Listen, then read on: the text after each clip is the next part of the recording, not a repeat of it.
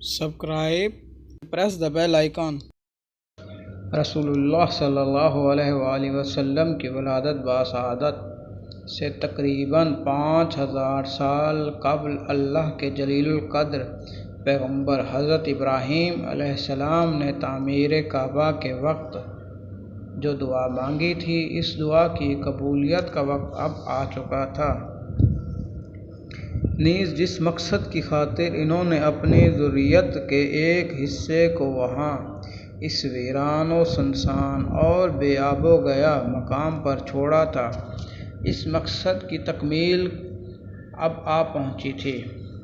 مکہ مکرمہ میں جس سال عام الفیل کا واقعہ پیش آیا، اسی سال اس واقعے کے تقریباً 1.5 ماہ بعد شہر مکہ میں آباد خاندان بنو ہاشم میں آمنہ کے لال یعنی ہمارے پیارے نبی صلی اللہ علیہ وآلہ وسلم کی ولادت ہوئی۔ موسم بہار کی ایک صبح اس مبارک شہر میں ایسا پھول کھلا جس نے اپنی مہک اور خوشبو سے سارے عالم کو معطر کرنا تھا، ایک ایسا آفتاب جگمگایا جس نے اپنی روشنی سے تمام کائنات کو بقائے نور بنانا تھا، رشد و ہدایت کا ایسا دریچہ کھلا جس نے اس سلسلہ نبوت کی تکمیل کرنی تھی، جس کے بعد حضرت آدم علیہ السلام سے جو یہ سلسلہ شروع ہوا تھا۔ رسول اللہ صلی اللہ علیہ وآلہ وسلم کی ولادت کے بارے میں تمام اہل علم اس بات پر متفق ہیں کہ ماہ ربیع الاول میں ولادت ہوئی۔ نیز دن کے بارے میں بھی سب کا اتفاق ہے کہ پیر کا دن تھا۔ البتہ تاریخ ولادت کے بارے میں اہل علم کے متعدد اقوال ہیں، جن کے مطابق تاریخ 9 سے 12 کے درمیان تھی۔ متعدد و قدیم و جدید اہل علم، مؤرخین، نیز ماہرین فلکیات کی نظر میں صحیح ترین تاریخ 9 ربیع الاول ہے۔ البتہ عام مشہور یہ ہے کہ آپ صلی اللہ علیہ وآلہ وسلم ولادت 12 ربیع الاول کو ہوئی۔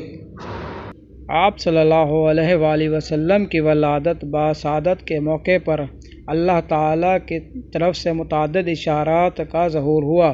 مثلاً آپ صلی اللہ علیہ وآلہ وسلم کی والدہ ماجدہ نے آپ صلی اللہ علیہ وآلہ وسلم کی ولادت سے چند روز قبل خواب میں بہت بڑی روشنی دیکھی، نیز آپ کی ولادت کے موقع پر بہت بڑا نور دیکھا جس سے اطراف کی ہر چیز روشن ہو گئی۔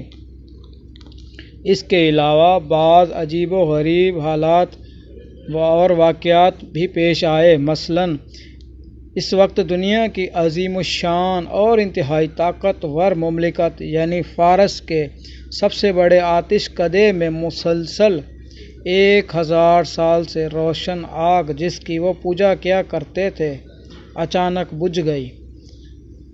کسریٰ شاہ فارس کے عظیم الشان اور فلک بوس محل کی چند برجیاں اچانک ٹوٹ کر نیچے آ گریں اور زمین بوس ہو گئیں۔